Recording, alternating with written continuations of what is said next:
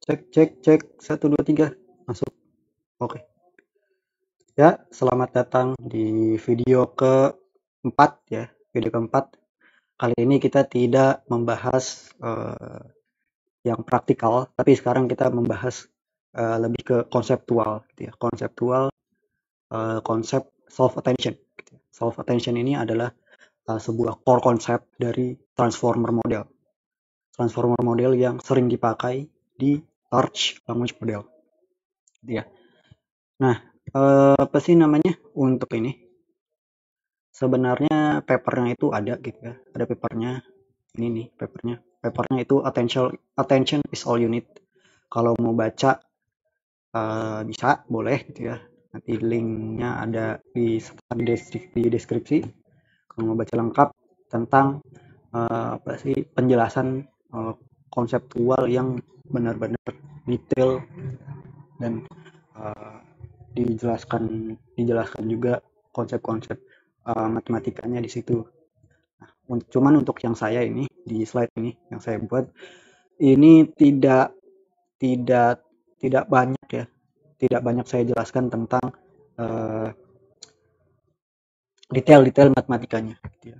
Jadi ya kalau berharap ada penjelasan-penjelasan rumus-rumus matematika, persamaan-persamaan yang digunakan gitu ya, bukan di video ini gitu. Jadi ya kita mulai saja. Solve attention mechanism. Transformer model itu bukan cuma statistical predictor, tapi juga knowledge mapper. Nah, ini sebenarnya ada apa yang namanya sedikit disclaimer, ya, disclaimer. Sebenarnya knowledge mappernya ini apa gitu ya? Jadi tidak bisa ditelan mentah-mentah knowledge mapper seperti uh, knowledge mapper yang sering kita lihat gitu ya. Nanti akan saya jelaskan gitu ya. Lanjut. Nah, seperti saya bilang tadi, konsep self-attention ini pertama kali dijelaskan dalam sebuah paper berjudul Attention is All You Need. Ini kalau nggak salah dipublish tahun 2017. Ya, ini sebenarnya uh, 2 Agustus 2023 itu kayak republish gitu ya, di-republish oleh Google. Gitu ya, di-republish oleh Google. Cuman aslinya ini paper dari tahun 2017, jadi ini sebenarnya udah cukup lama gitu ya.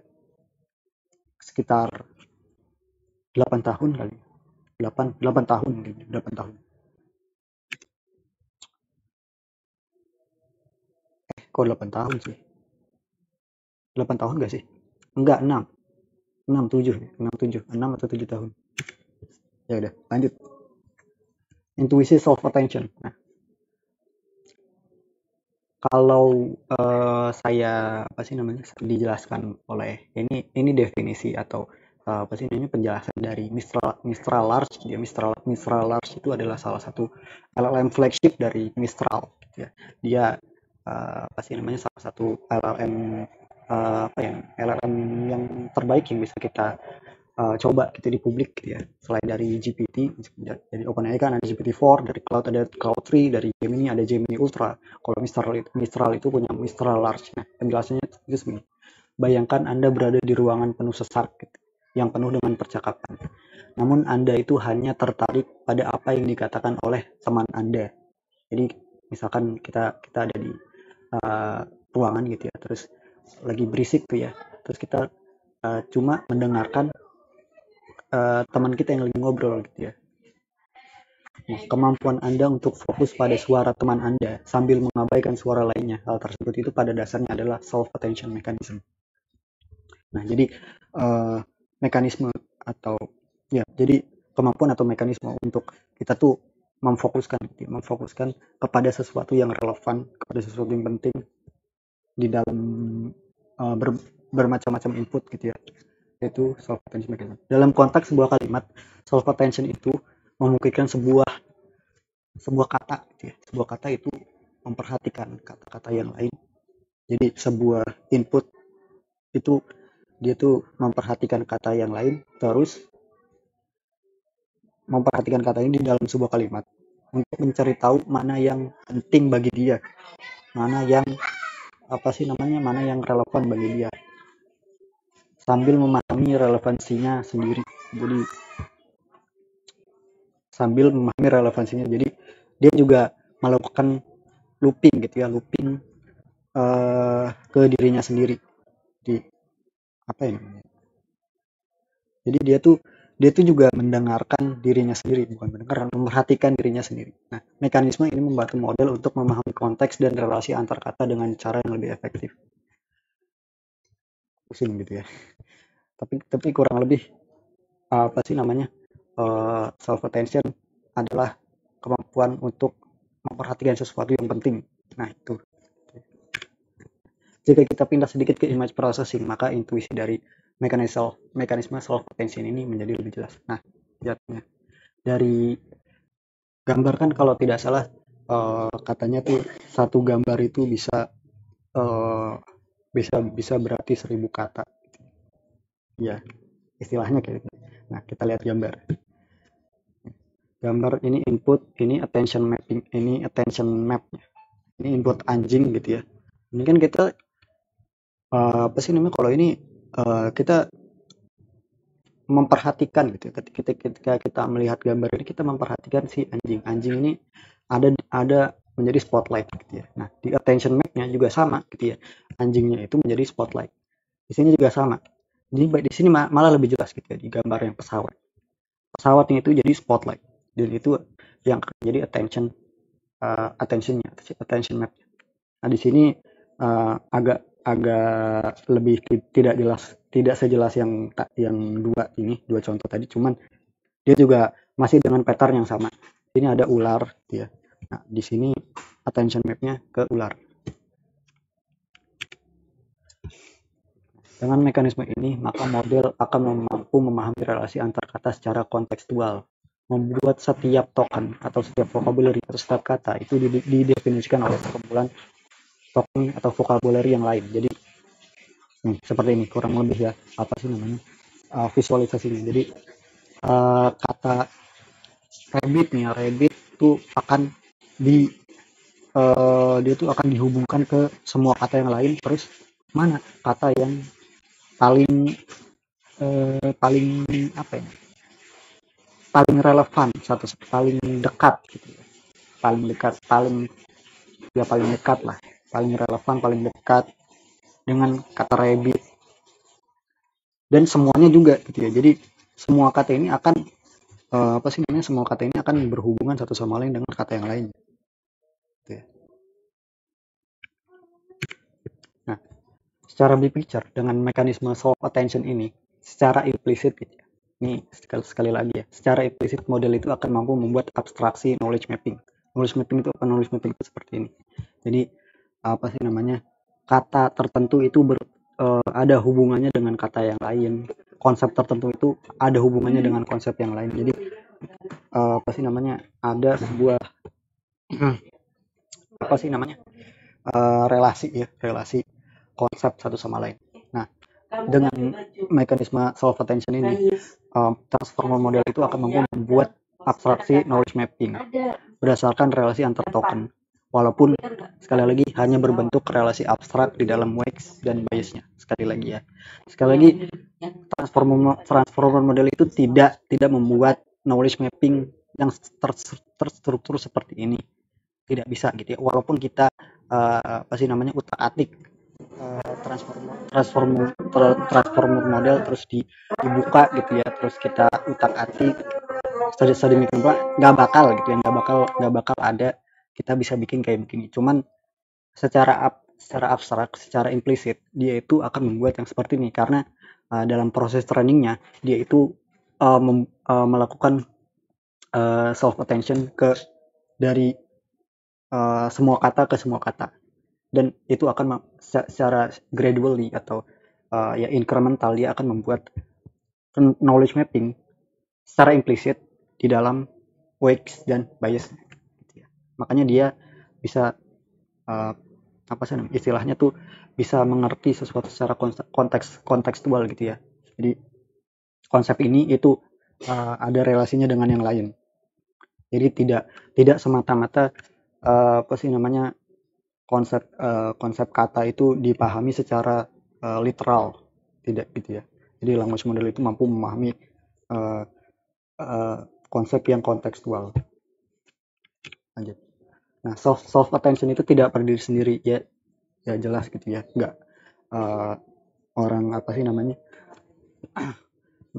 tidak mungkin konsep yang satu konsep itu akan membangun sesuatu yang kompleks. Jadi ia itu adalah komponen dari sebuah arsitektur bernama transformer. Transformer inilah yang dipakai banyak LLM yang bermunculan sekarang. Nah, ini apa sih namanya, kalau tidak salah adalah visualisasi atau diagram original dari papernya tadi, attention is all you need. Jadi ada kurang lebih seperti ini blok-bloknya. Ini ada blok encoder, ada blok decoder, terus ada input, terus ada positional encoding dan sebagainya. Nanti akan dijelaskan. Nah, sebelum transformer itu ada yang namanya RNN atau recurrent neural network. Itu yang biasanya digunakan dalam NLP task atau digunakan di language model.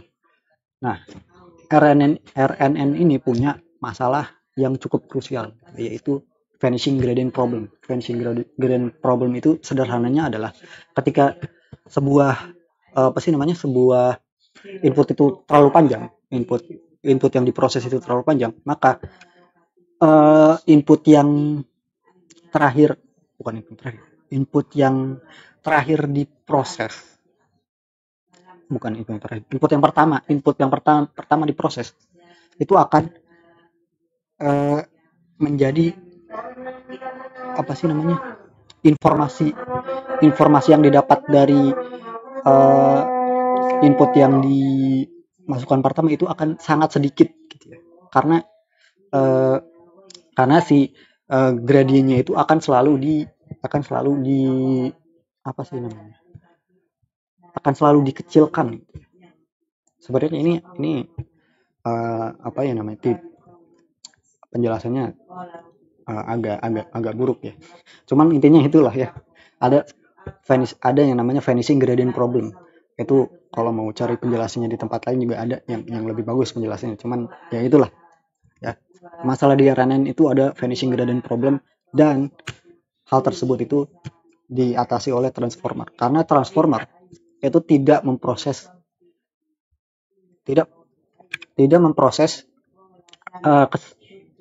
apa sih namanya, kalimat itu secara berurutan, tidak. Jadi transformer model itu memproses input itu langsung semuanya dalam satu waktu.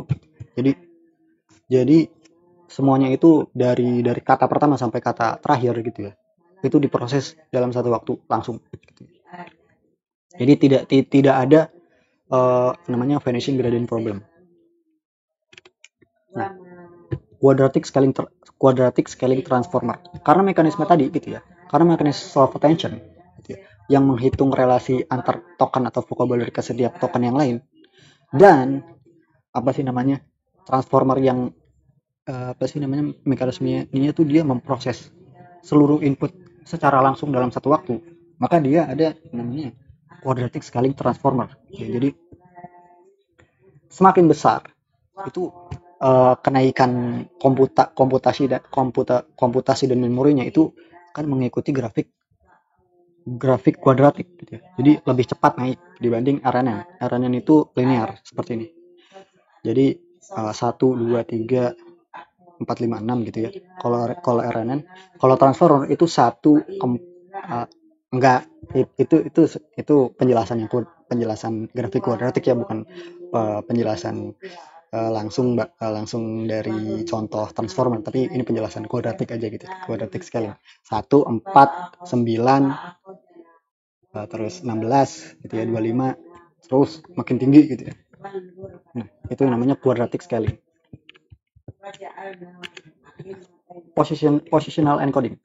Selain menghitung attention dan relasi antar token, salah satu hal penting dalam arsitektur transformer adalah positional encoding. Ini penting karena tadi ya, transformer model itu memproses input itu dari kata pertama sampai kata terakhir itu secara langsung dalam dalam satu waktu gitu ya. Jadi dia tuh tidak kalau seperti itu dia butuh gitu ya, dia butuh yang namanya konteks. Ini tuh kata ini nih ada di posisi keberapa sih gitu ya, dari kata satu sampai kata yang terakhir itu harus ada konteks posisi gitu ya, konteks posisi si input itu ada di posisi yang keberapa gitu. Nah, kita tidak bisa gitu ya, kita tidak bisa apa sih namanya ngasih dari angka 1 sampai sekian, karena itu akan, kalau misalkan inputnya semakin besar, misalkan inputnya 1 juta, maka token ke 1 juta dia akan ada value positional encoding itu 1 juta, itu terlalu besar gitu ya untuk diproses.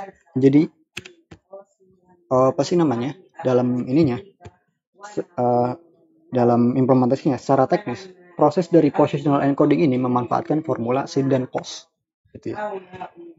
Nah, ini sebenarnya tidak perlu dipusingkan gitu ya, tidak perlu dipusingkan. Intinya sebenarnya dari proses ini adalah membuat gitu ya, membuat positional context atau positional encoding atau si value positionalnya itu unik satu sama lain tanpa apa ya, tanpa ada numerical instability, ya, tanpa ada numerical instability. Jadi secara numerik dia stabil dan setiap posisi itu mendapat value vektor yang unik.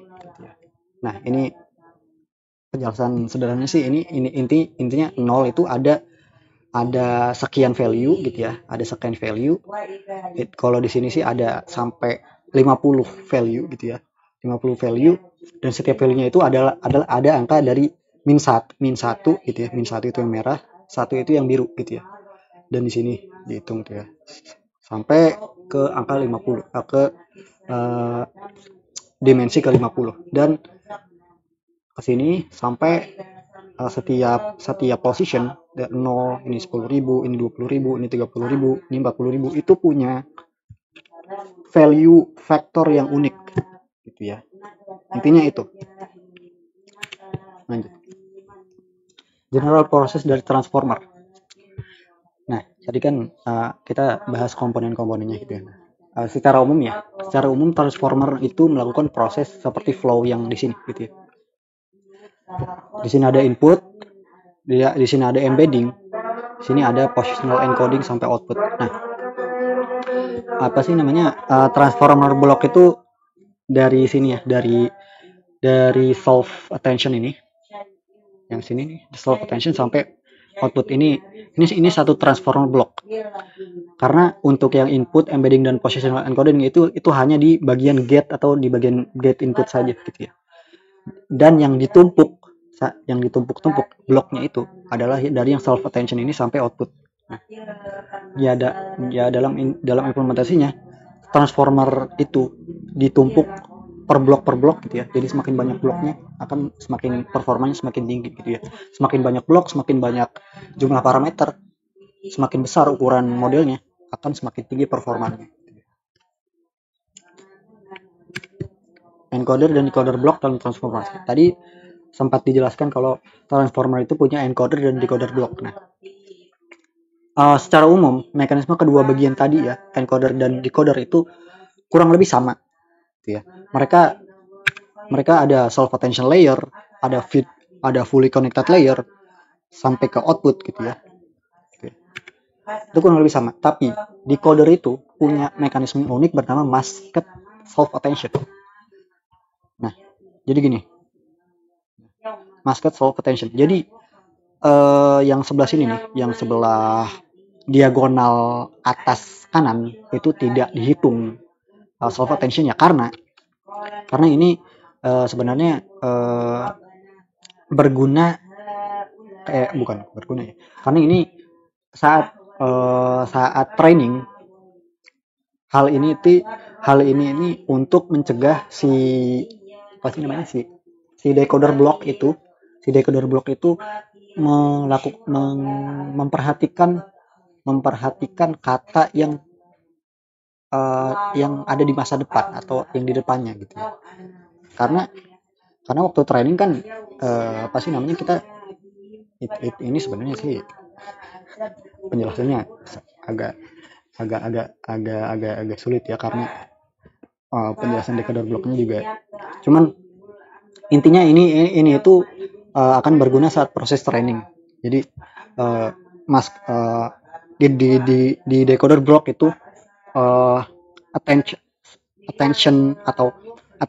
map yang di bagian kanan diagonal atas ini itu tidak dihitung, karena itu adalah saat proses training untuk mencegah apa sih namanya si token ini memperhatikan token yang ada di masa depan, karena itu tidak mungkin gitu ya. Saat inference kan tidak seperti itu gitu. Tapi pada secara umum encoder dan decoder block itu punya mekanisme yang kurang lebih sama. Hanya ada di masked self attention ini yang beda aja. Nah, kedua blok tersebut, encoder dan decoder, ditumpuk sedemikian rupa membentuk arsitektur transformer yang utuh seperti ini. Gitu. Jadi ini ada encoder block sekian jumlahnya gitu ya, n kali encoder block. Sini ada decoder block sekian jumlahnya gitu ya. Ditumpuk gitu ya. Kalau nggak salah jumlahnya itu di BERT model itu dari Google gitu ya. Transformer model dari Google itu ditumpuk 6 kali transformer block gitu ya. Aduh, berapa saya lupa deh. Intinya ini tidak cuma satu gitu. Jadi bisa ditumpuk sebanyak apapun gitu ya. Mau ditumpuk dengan jumlah yang optimal lah ya. Nah, pada implementasinya, walaupun apa sih namanya, arsitektur original dari transformer itu punya encoder dan decoder block, pada implementasinya transformer itu seringkali dibuat tanpa menggunakan encoder block alias decoder only. Jadi bagian encoder ini tidak ada gitu ya. Jadi cuma si decodernya aja. Jadi kayak begini nih ya. Jadi input output. Jadi tidak ada encodernya. Hal ini bermanfaat ketika transformer itu ditrain menggunakan metode unsupervised atau self-supervised untuk memprediksi next token gitu ya. Seperti yang ada di LLM, GPT, Llama, dan Mistral. Nah, LLM yang modern seperti itu, GPT, Llama, Mistral, Gemini, itu menggunakan arsitektur decoder only transformer seperti ini gitu ya. Jadi di apa sih namanya? Decoder only transformer yang ditumpuk-tumpuk saja tuh ya. Cuman untuk setiap arsitektur itu kalau nggak salah ada mekanisme unik. Misalkan Mistral itu punya sliding window, sliding attention window itu di Mistral. Setelah itu mekanisme unik yang cuma Mistral punya gitu ya. Nah, secara umum mekanisme self attention dalam transformer model inilah yang membuat LLM seperti GPT, Mistral, Gemini, dan Claude itu begitu powerful seperti sekarang gitu ya. Jadi karena apa sih namanya sebuah machine learning model gitu ya, machine learning model yang mampu membuat relasi implisit antar token, antar kalimat, antar token, antar kalimat, antar kata, bukan cuma memprediksi next token berdasarkan likelihood, tapi transformer model juga secara implisit membentuk knowledge mapping kontekstual dari setiap token dan vocabulary gitu. Nah, ini lanjutan. Implementasi self attention dan transformer ini tidak terbatas pada domain text generation saja. Jadi ini tuh tidak hanya apa sih namanya berguna di domain seperti language model development ya, di language model saja. Jadi tidak hanya berguna untuk chatbot. Nah, hasil riset dan development terbaru mampu menggabungkan beberapa modality atau seperti misalkan visual, teks, audio untuk diproses secara bersamaan dalam satu transformer model. Nah, misalkan ini ada transformer yang memproses visual dan teks gitu ya. Ini kalau nggak salah namanya itu visual language model. Nah, atau Vision Language Model, saya lupa gitu. Nah, dia apa sih namanya, cara dia memproses gambar atau vision. Dia itu membelah gitu ya, memotong-motong gambar seperti ini. Jadi gambar itu dipotong-potong dan di tokenize. Jadi gambar itu akan bisa diproses oleh transformer. Jadi ya sama juga. Yang di bawah ini adalah yang lebih kompleks lagi, ini namanya adalah meta transformer gitu ya. Meta transformer itu dia sudah menggabungkan gitu ya, pertama teks, image, point cloud, audio dan sebagainya dalam satu arsitektur gitu ya. Itu namanya meta transformer gitu. Nah, ini yang terakhir mungkin ya, salah satu hambatan yang berarti dalam proses scaling transformer model adalah kebutuhan memori dan komputasi yang sangat tinggi. Iya, betul gitu ya. Jadi semakin transformer model itu besar, konteks window-nya semakin besar, itu dia akan mengikuti quadratic scaling untuk memori dan komputasi. Jadi ya mahal ya. Ini machine learning model yang mahal walaupun performanya sangat tinggi. Kedepannya ketika komputasi sudah semakin murah dan efisien, bukan tidak mungkin kita mampu menciptakan replika kecerdasan yang efektif dan efisien gitu ya, dengan menggabungkan beberapa modality yang relevan, misalkan visual, audio, motorik, gyro, dan sebagainya. Sekian. Terima kasih.